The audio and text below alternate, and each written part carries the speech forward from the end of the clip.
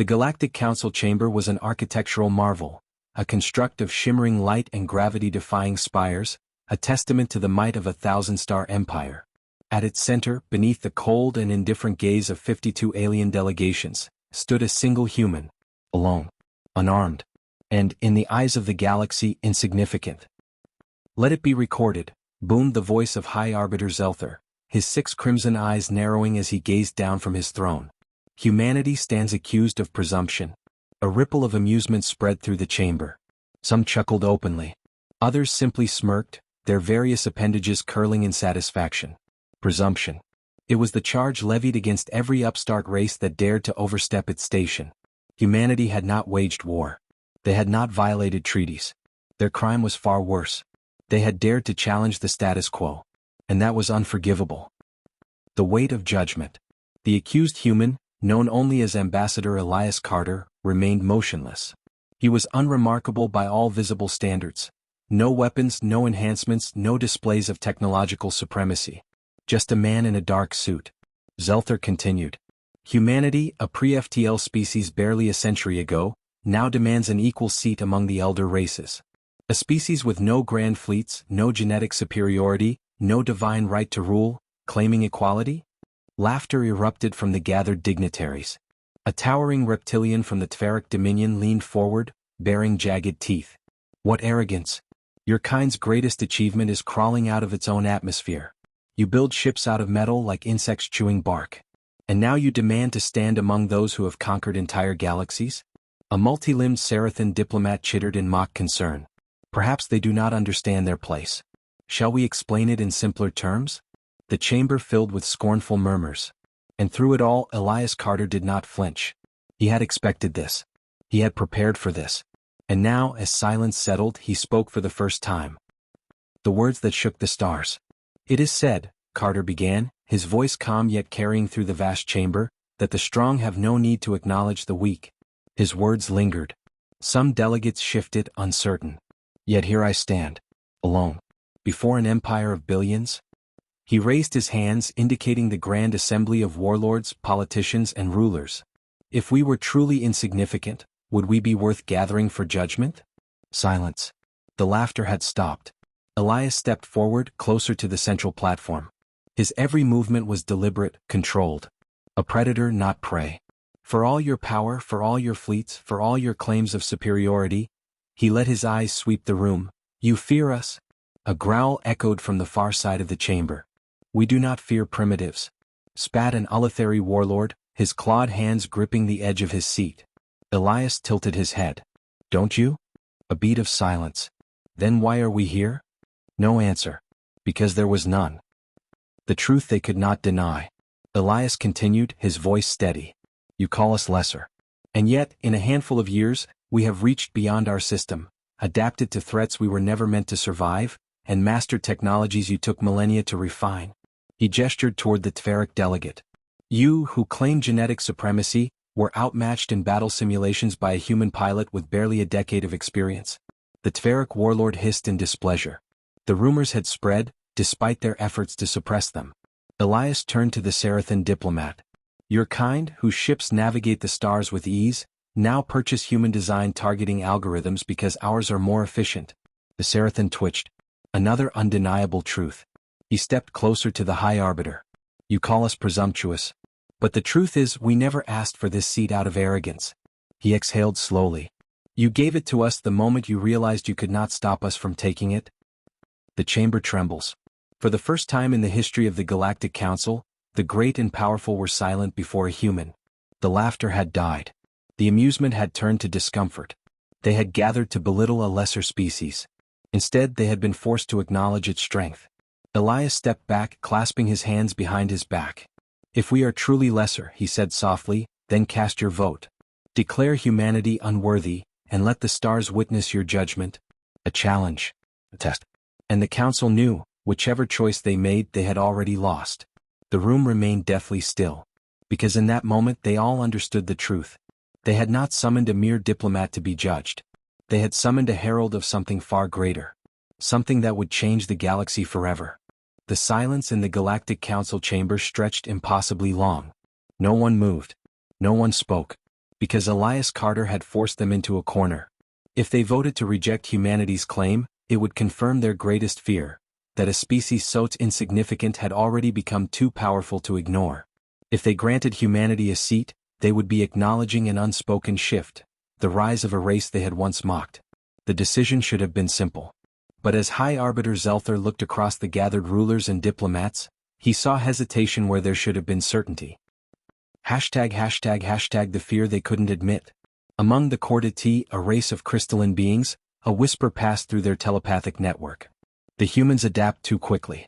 If we push them out now, they will return twice as strong. The Sarathan diplomat twitched uneasily, tapping their clawed fingers against the data pad. Their technology is crude yet efficient. How much more will they refine it in another century? Even the Tveric warlord, who had so openly mocked Elias moments before, kept his gaze lowered. He knew the truth better than most. Human pilots, mere children compared to the Tveric's elite warriors, had begun outmaneuvering his best soldiers in simulated skirmishes. If that was what humanity could do in its infancy, what would they become in 1,000 years? The fracturing of the Council ***. The High Arbiter had presided over 100 species ascensions. None had ever reached this moment with such resentment in the room. Most species climbed the galactic ladder through subjugation or assimilation, earning their place over millennia. Humanity? They had forced the Council to acknowledge them within centuries. We must move to a vote, Zelther announced at last, though his voice lacked its usual confidence. The voting mechanism lit up before each delegate. 2 simple choices. White heavy checkmark accept humanity as equals. Crossmark reject their claim. A quiet civil war ***. The first votes came quickly. The Chordati, seeing logic over pride, voted white heavy checkmark to accept humanity. The Sarathan, reluctant but pragmatic, followed with another white heavy checkmark. The Vernari, great scientists who had begun secretly studying human innovation, added yet another white heavy checkmark. But then came the others. The Tveric Dominion voted crossmark, unwilling to bow to a species they had once considered weak. The Eleutheri clans, warriors who had ruled their sector for eons, voted crossmark, refusing to acknowledge that humanity could one day match them in battle. The Zalnari consensus, an ancient bureaucracy built on tradition, followed with another crossmark. The vote split down the middle. A deadlock. And in that moment it became clear, the Galactic Council was breaking. Not through war. Not through rebellion. But through the simple, undeniable truth of human progress. The final threat ***. High Arbiter Zelther clenched his mandibles in frustration. Human, he rumbled, ***, you have sown discord where there was once unity. This alone is proof of your species' danger.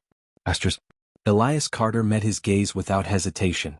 No, High Arbiter, he said evenly. We have merely revealed what was already there. The tension in the chamber became suffocating.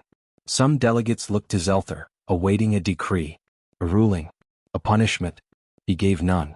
Because for all his authority, for all his centuries of rule, he saw the inevitable future unfolding before him. Humanity had done what no species had before. They had shaken the very foundation of the galaxy with nothing but words. And words were just the beginning ***. The Galactic Council had never faced a crisis like this. It was not a war of fleets. It was not a battle of weapons. It was something far worse. It was doubt. Doubt in the Council. Doubt in their authority. Doubt in the very foundation of their rule. And all of it had been planted by a single human's words. The shadow games begin. The official vote ended in a deadlock. Humanity was neither accepted nor rejected. But the war had already begun. Not with fleets. Not with invasions. With whispers. With alliances shifting in the dark. With old rivalries rekindling. In the days following the vote, strange things began happening across the galaxy. The Tveric Dominion, one of humanity's loudest critics, began military exercises along their borders. Preparing for something? Or trying to intimidate? The Sarathan, known for their mercantile power, quietly offered human companies exclusive trade agreements, the kind normally reserved for elite council species. The Chordati, supposedly neutral, began exchanging scientific data with human researchers. And all the while, the council itself remained paralyzed. Because for the first time in its long history, it had lost control of the narrative. The assassination attempt. It happened on the diplomatic station Solera Prime, a neutral ground for negotiations. Elias Carter had been invited to a private discussion with several key figures from the council, an attempt to mend tensions. But as he entered the chamber, a warning flashed across his retinal HUD, a hidden security alert from a human intelligence operative embedded on the station. Threat detected. A split second later, a plasma round burned through the air, aimed directly at Elias Carter's head. He moved instinctively, diving to the side. The shot struck the metal podium behind him, melting it instantly. Guards rushed in. Panic erupted. The would-be assassin, a cloaked figure, attempted to flee, only to be intercepted by Sarathan's security forces. The assassin was dragged forward, and when the hood was pulled back, the entire chamber froze. It was a Tveric warrior, the very same species that had mocked humanity in the council. Caught. Exposed. Elias Carter dusted himself off, unshaken. He turned to the council members watching in stunned silence. "Tell me," he said, his voice dangerously calm, "is this how the Galactic Council deals with its problems?" No one answered. Because there was no defense. The turning point. That single event changed everything. The attempt to silence Elias Carter had backfired spectacularly. The Galactic Council, once united in its control, now found itself in freefall. The Corda T openly condemned the assassination attempt, shifting closer to humanity's side. The Sarathan, previously neutral, demanded an investigation into council corruption. Even among the Tveric, fractures appeared, some of their own people furious that their leadership had been caught in such dishonor. For every species that still resisted humanity's rise, another began to question if they were on the wrong side of history. The balance of power was shifting, and the Galactic Council could feel it slipping from their grasp. The quiet before the storm. Days later, Elias Carter stood aboard a human diplomatic ship, looking out at the stars. A message flashed on his data pad, from a Corda T emissary. "We need to talk. Privately." Another message, this one from a Sarathan merchant lord. "Your kind has potential. We may have an offer." Humanity had come to the council seeking a seat at the table. Instead, they had begun to reshape the galaxy itself. And as Elias Carter stared into the void, he understood something the council had not yet realized. The war was already over. The Galactic Council was dying. Not by fire. Not by invasion. But by something far worse, irrelevance.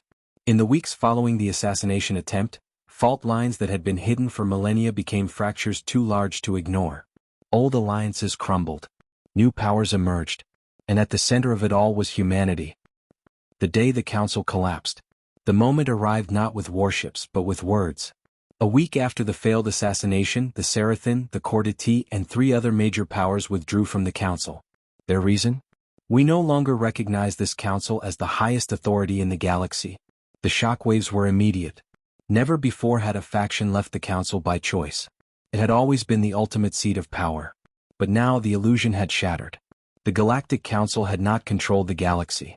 It had simply convinced everyone that it did. And with that illusion gone, the floodgates opened.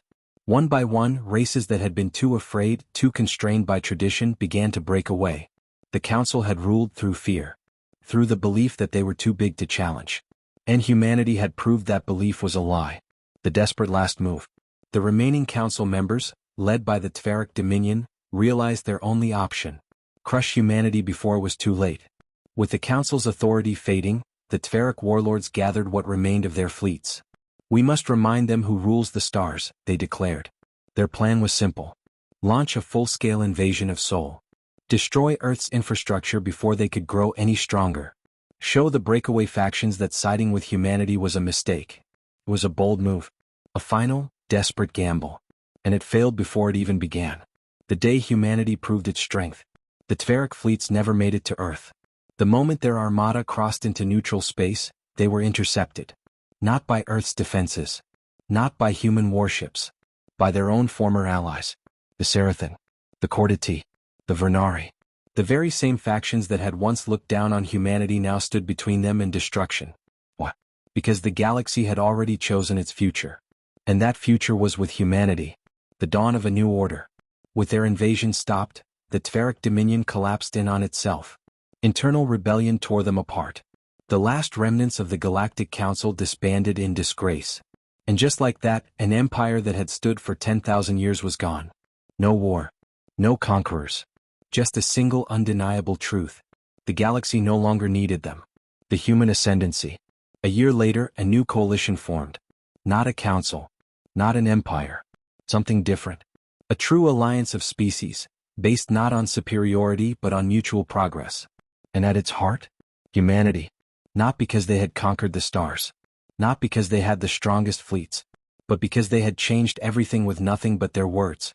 And as Elias Carter stood on the bridge of a human-led diplomatic vessel, staring out at a galaxy forever reshaped, he allowed himself a small smile.